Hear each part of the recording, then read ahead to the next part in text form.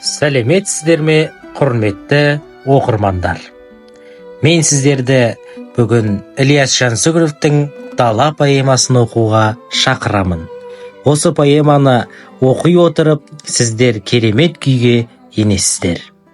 «Дала» поэмасы Ілияс Жансүгіровтің қазақтың кең байтақ даласына арналған ұлы жыры. Ақын поэмада туған жердің әсем табиғатын, оның ғажайып көріністерін, дала өмірінің өзгеше болмысын суреттейді.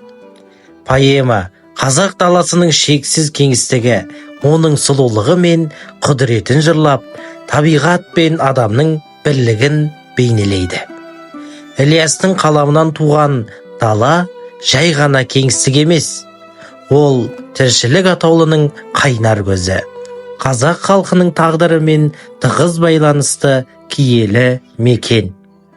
Бұл поэмада даланың көркем бейнесі, табиғаттың әр мезгілдегі құбылыстары суреттеледі.